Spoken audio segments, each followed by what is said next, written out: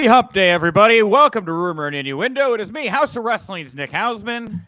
And it's me, WWE Creative Issues, Robert Karpeles. Thank you all so much for tuning into today's show. Man, we have 3 days left here this week to do Rumor and Innuendo, and we got some bangers ahead of us. A lot of news to get to here today. We're going to talk about CM Punk's first match at WWE in 10 years. We got Cody Rhodes' WWE contract status, The Rock teasing a return to WWE, Goldberg in an interview, stage interview, it's not like it was done live, called Vince McMahon a piece of shit. We will talk about that as well. And, of course, Hiroshi Tanahashi will be taking over as New Japan President. Actually has taken over as New Japan President. I definitely want to talk about that, the WWE NJPW stuff, and maybe Billy Corgan at the end if we have time.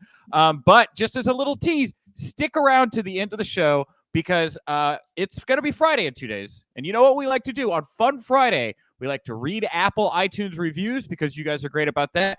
And from time to time, we like to welcome special guests. And everybody strap in because the special guest we're going to be welcoming this Friday will make you very, very happy. And you're going to want to stick around to the end of the show to find out who is going to be talking to your friends, Robert and Nick, on Friday. Oh, boy, we're in for a good time, Robert. Look, this is the best birthday gift you could have possibly gotten me, is telling me about Friday's guest. I'm excited to reveal, excited to talk about it later, but we've got a lot of stuff to get to today. It is Wednesday. I do want to clarify for our good friend Cadillac Carson. Having Monday off has thrown me off. I keep forgetting what day it is. It doesn't feel like a Wednesday. It feels like a Wednesday because tonight, believe it or not, is Dynamite. And I'm sure that's what we're opening with, right? A white-hot Dynamite going into their pay-per-view. That is not what we will be talking about here today, unfortunately. There is not anything on my run sheet about Dynamite tonight, but I guarantee you we will be talking about Dynamite tomorrow when we know what happened. And, of course, Robert brought that comment up onto the show because we had Cadillac Carson in our comment section over on YouTube and the section over on Twitter. So if you want to be a part of the show, you want to have your comment pulled up just like Cadillac Carson, jump into the comment section. All right, but yes, no, what we're leading off here today, Robert, with is about a former AEW star, a former AEW world champion, CM Punk. CM Punk came back and wrestled his first WWE match at Madison Square Garden last night. He defeated Dominic Mysterio. Fans noticed a little Easter egg in there. There was a callback to a spot he did with Darby Allin in his first AEW match.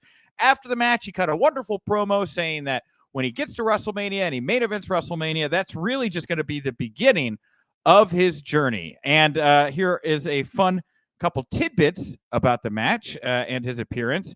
Wrestle Purists reporting that Punk was only wearing Stone Cold Steve Austin black trunks. Yeah. Not because he was teasing a match with Steve Austin, which I think some people were wondering. It was because he got his gear, his custom gear for the show, and he put it on and it didn't fit. So he just had to wear black gear for his return WWE match. That seems a little weird. I saw the footage of that, and I saw him in the black trunks, and I thought, all right, people are going to automatically assume this is something Steve Austin related, that this really is the Easter egg. But no, clearly he has not been eating any delicious muffins of late, so maybe the trunks they sent him were too big. He looked in great shape, by the way. Looked tan, he looked healthy. This is a guy I'm excited to see back wrestling on TV.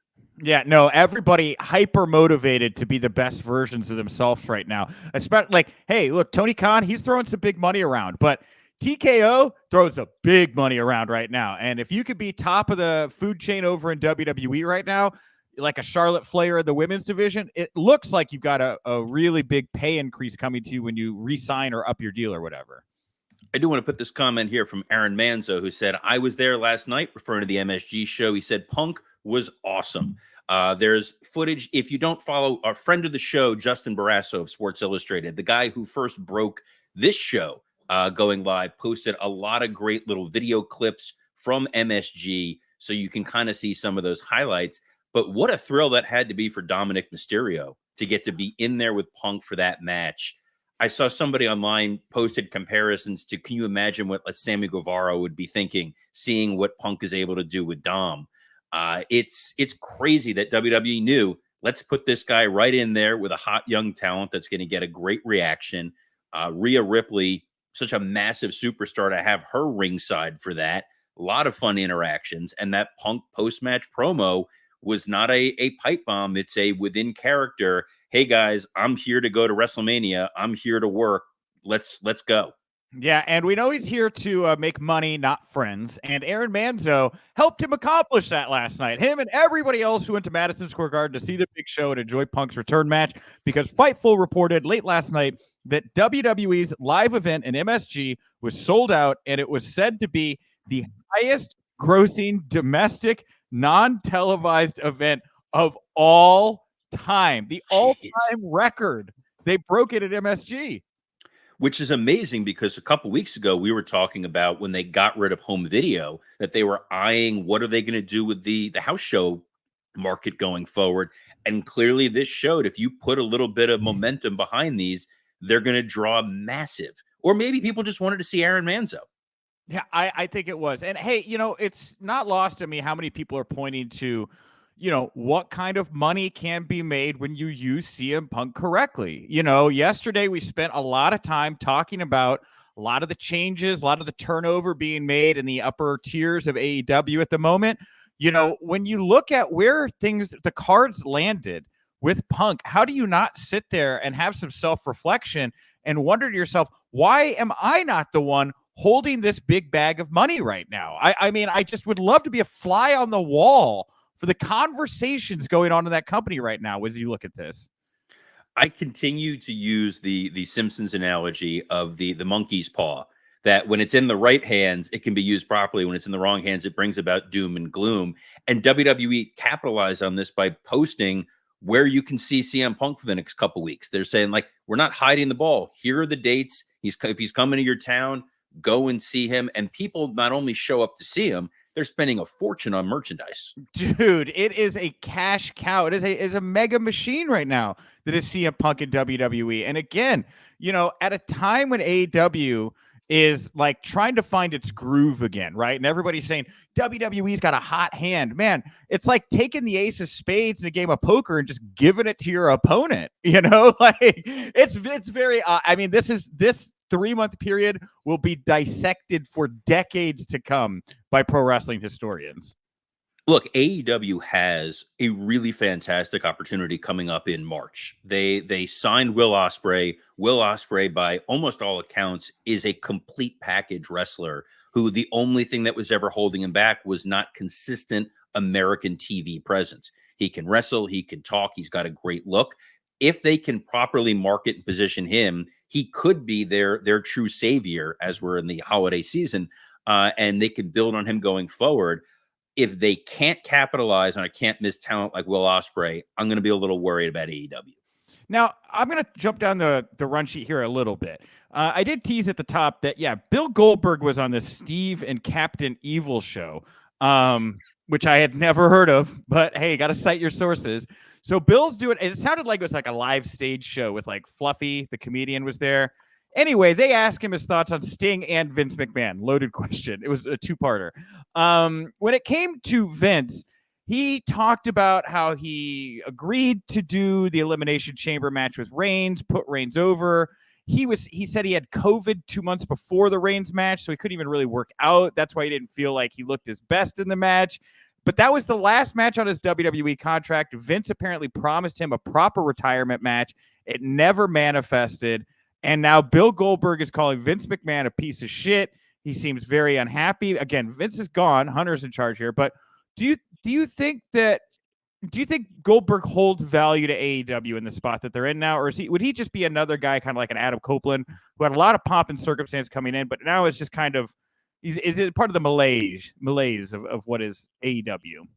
I don't think he contributes anything really to AEW outside of maybe a one-off. I think him making the comment about Vince, he knows it's going to stir up some conversation, and I think what he's hoping for is this groundswell of Goldberg fans that are going to say, we really want to see Goldberg's last match. We'll see it in WWE. We'll see it in AEW. At one point, he was going to be part of that show in Israel, where there were rumors that was going to be his retirement match. No. It was rumored, but I actually know a lot about what was happening at that Israel show. Bill was never booked. I think they had talks, but Sting was definitely booked, but Bill was not. Well, either way, I think part of this is he likes to get these out there so that he thinks there are these millions of Goldberg fans. By the way, happy birthday, Bill. He and I share a birthday today. Hey, Mazel. it's a big day for Jews in wrestling. What can I tell you? Mazel. I think he wants, there to the people to be like, we really want to see Bill Goldberg's last match. And I think a lot of people are like, we're really happy we've already seen Bill Goldberg's last match. I don't know what more he can really do. If AEW were to bring him in, you bring him in for a minute and a half squash, or you bring him in as part of Sting's entourage for his final match. So it's Bill having to sit with Ric Flair. I don't think people are thinking, I really want to see Bill Goldberg go 15, 20 minutes with somebody on the AEW roster. Yeah. The only match I see for Bill is MJF, just because two most notable Jewish pro wrestlers of several decades. Max could pick up a big victory. I'm sure that he'd have some fun with it. It's a big name. That's literally, I mean, I saw some people tweeting about Wardlow, but that doesn't do anything for me. I want the Max Goldberg all in Wembley. Fine. I'm all about that. I mean, they saw the diminished returns they got bringing in Paul White to face off with Hobbs. They didn't capitalize on that moment. So I don't know. The only other one is, let's get another Bill Goldberg Christian match just so Christian can talk to Goldberg's son and try to court him and just build this collection of second generation children. Well, the other comment I'll throw in here before we get back to some other WWE notes is he said he tried to be a part of Sting's retirement match, which I found interesting because he wanted to go to work for AEW and do something, I guess, as part of this bout, probably wrestling Sting, I'm guessing, but it didn't work out. Maybe that was Sting's discretion. Maybe he's got a very precise idea of how he sees this last match going down. But I did find it interesting that Bill has at least now openly said he's made overtures to AEW about coming in. Yeah, and I think that's part of the, I don't like Vince, so I want to go to the other guy.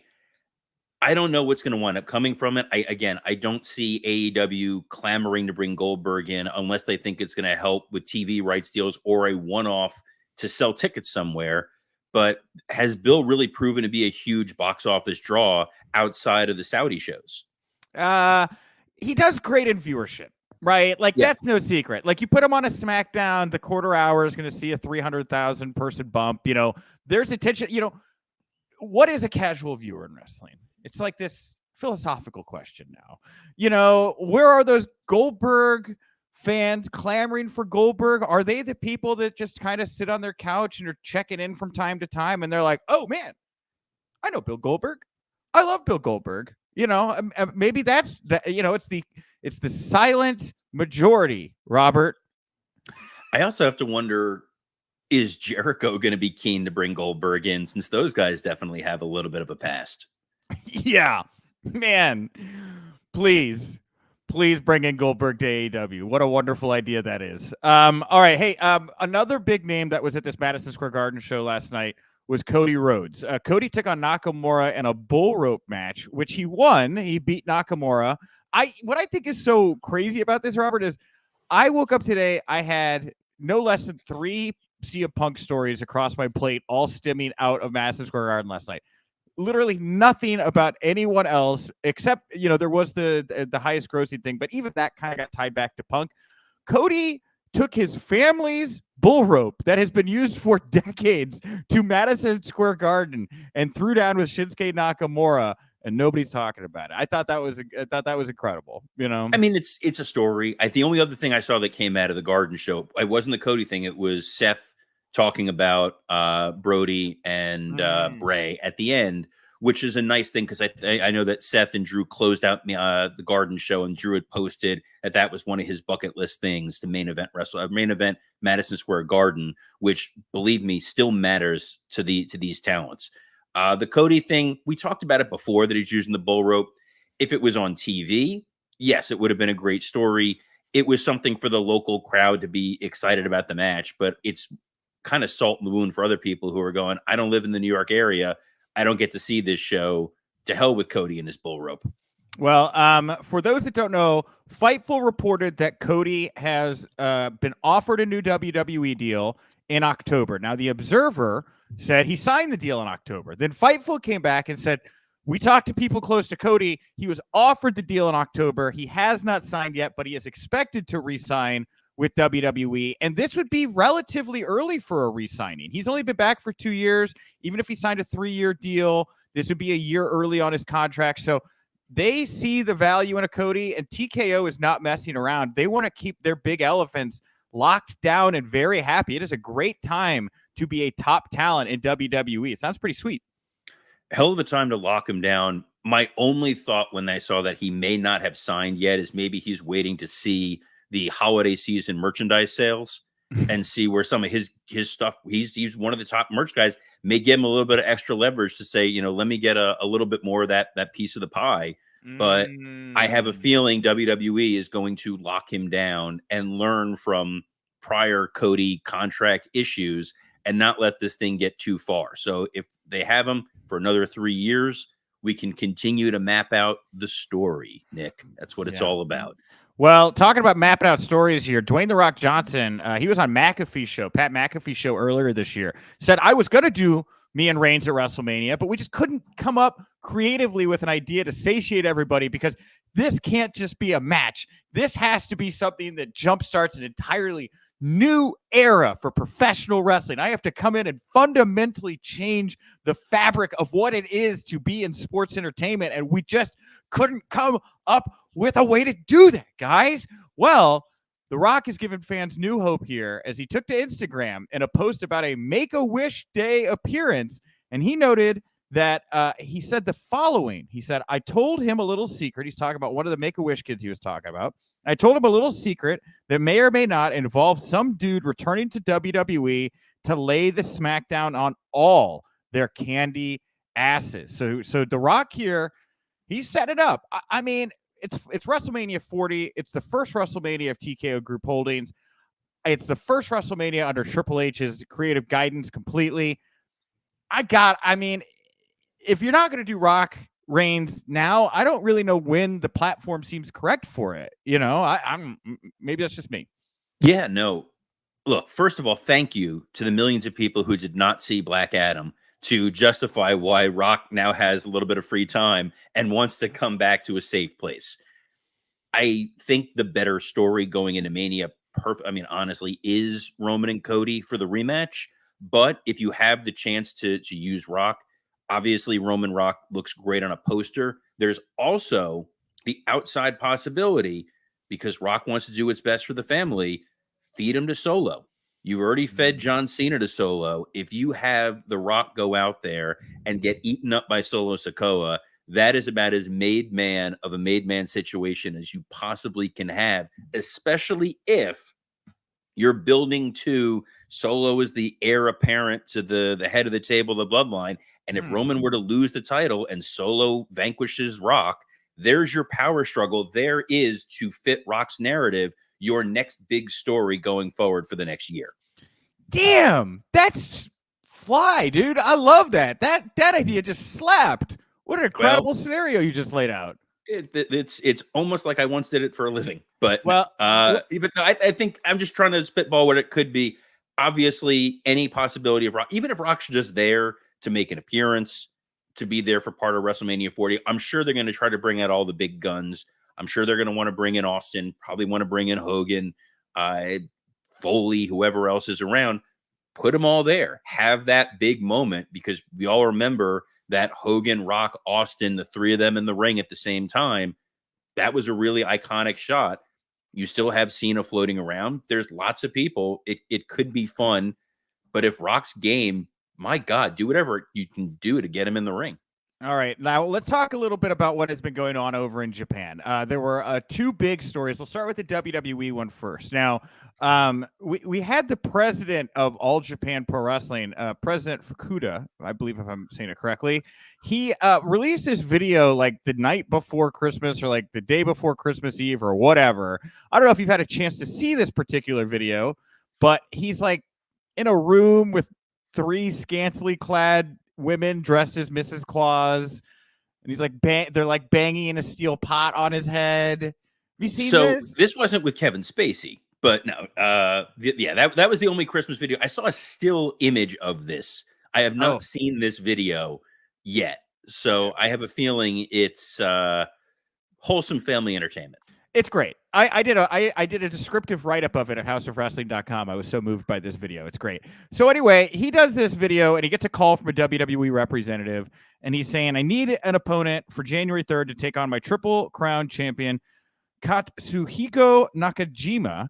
And the WWE rep apparently says, oh, yes, let's do a submission match. Catch as catch can. And then the president of All Japan Pro Wrestling is like, great, sounds good. Talk to you soon. And it was just a tease. Now, 2 days ago, we get the response video from WWE published by All Japan Pro Wrestling. And lo and behold, almost a year to the day since he left AEW, William Regal is back representing the NXT brand. And he has announced that his son, the first time he's said on the record out loud, his son, Charlie Dempsey, is going to be headed to All Japan Pro Wrestling to carry on that Lancaster style, that English catch style over in Japan, like he used to do as Lord Steven Regal. And so here we go. Charlie Dempsey heading to All Japan Pro Wrestling on behalf of NXT next week. What a way for Charlie Dempsey to find out Regal's his dad. Yeah, right? But also, look, this is cool. This is the inroads that they're making with All Japan.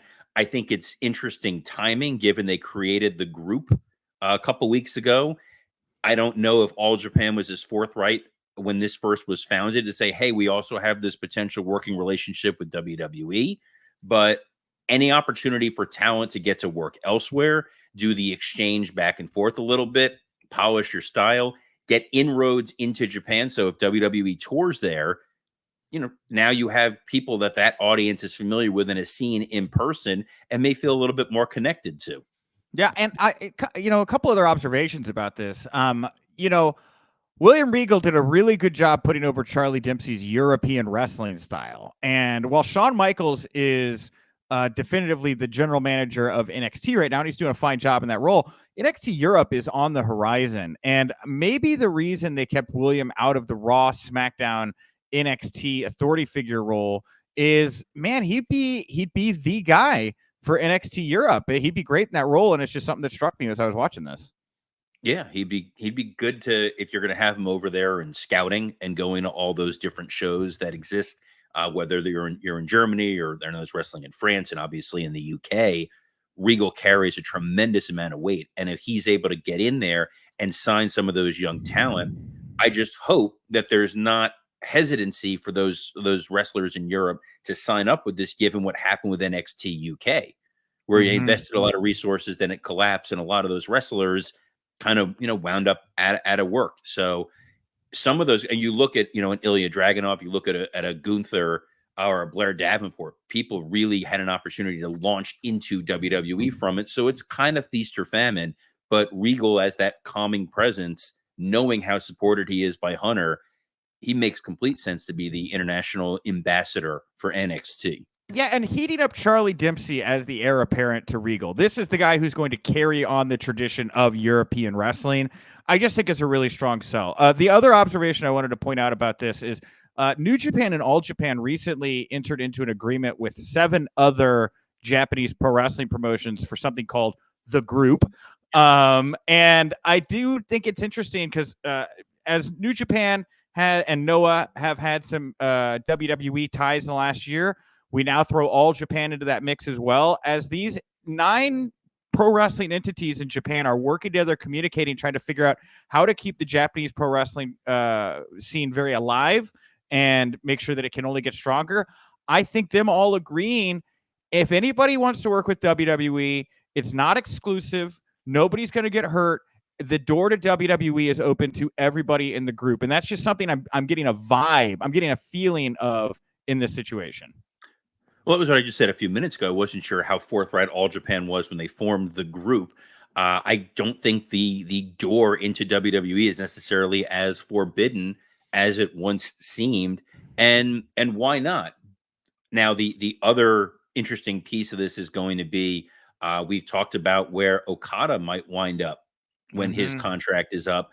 I don't know how that, conscientious uncoupling may be with him in New Japan if he winds up in WWE, if they're going to be super willing to work with them going forward. So maybe this is a real boon for All Japan to kind of step in there and solidify a strong relationship as almost an international feeder for WWE.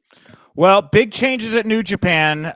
We have a brand new president and representative director, Hiroshi Tanahashi, 8-time IWGP World Champion Hiroshi Tanahashi, now the president and representative director. Former New Japan president Takami Obari has given his best to Tanahashi, says he's going to create the best New Japan ever, and he did say in a press conference as well that he will continue to wrestle, but when they are in Tokyo, he will be in the offices working with everyone. I did not know this, but apparently he has a law degree like you, Robert. He's a lawyer. You didn't know Tanahashi's a lawyer? I did not know Tanahashi was a lawyer. I was actually going to ask you how he wound up in this position, because it's not like Jack Tunney as the fake president of WWF. Like, this is a legitimate job. You're going in there and helping with the business and future of a company. It's not uncommon in sports to have a former player as a front office executive, but I didn't realize that he was coming to this with an actual law degree. Well, more than 20 years of working in New Japan, right? Again, 8-time IWGP champion, well-respected, well-known. Reminds me a lot of like our good friend Paul Triple H Levesque, right? Paul Triple H Levesque. He is a former multi-time world champion. He's identifiable with the WWE brand. He knows the business. And when he walks into a room, you feel like you're talking to WWE, right? You feel like you are talking to WWE when Triple H sits across the desk from you. I think the greatest value Tanahashi, and again, law degree, very smart guy, great head of hair.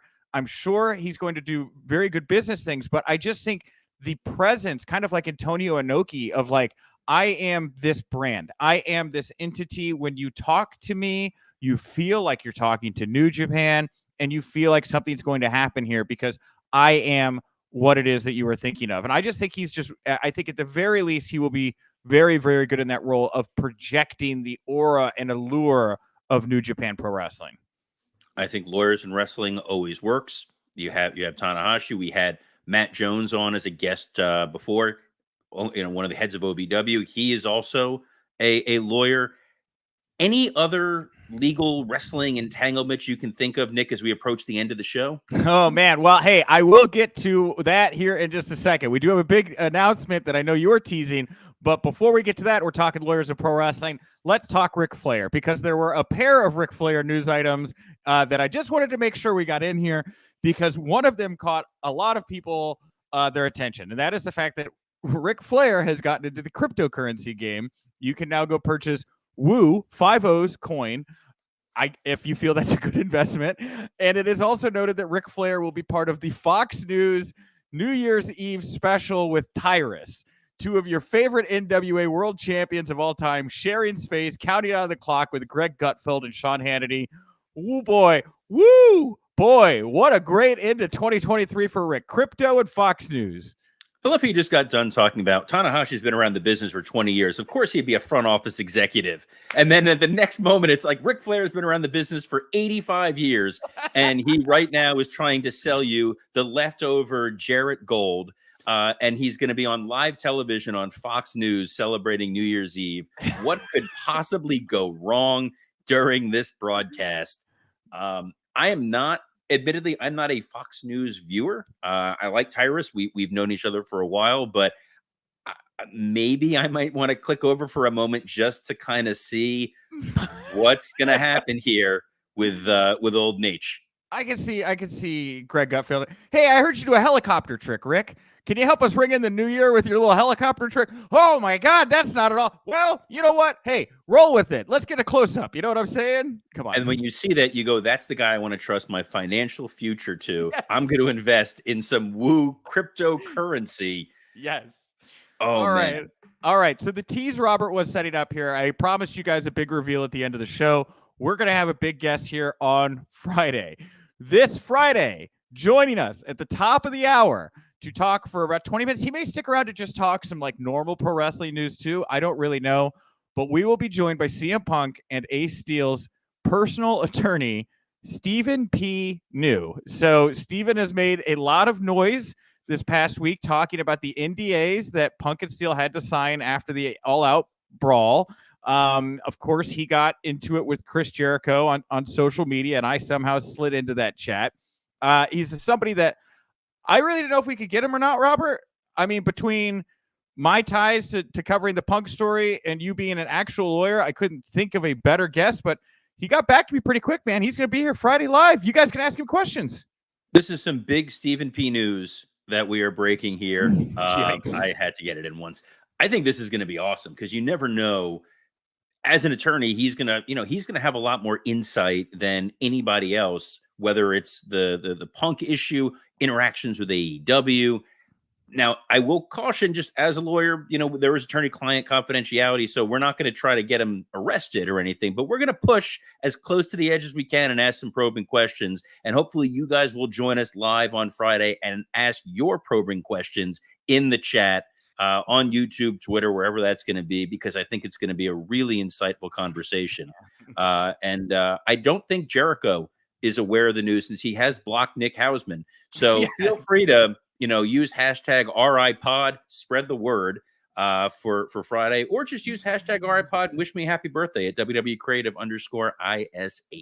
And if you like the show, everybody, please, if you can't catch us in video form, or even if you just like to watch it in video form and then listen to it also in podcast form later in the day, which I know many of you do, head over to your favorite podcast platform, leave a nice comment, 5-star rating, and of course, hit that subscribe button so you don't miss an episode. That has been wonderful at helping us launch up the charts. We are now a top 30 pro wrestling podcast. Let's make it to top 10 in 2024, guys. We can absolutely do this, but we need your help to do it. And let everybody know how much you enjoy Rumor and Innuendo live noon Eastern on ad-free shows, House of Wrestling, WWE Creative-ish. It's so Podcast many places. We're Podcast everywhere, all of them. I'm Nick Hausman. Go support houseofwrestling.com. And I'm Robert Karpeles. Best of luck in your future endeavors.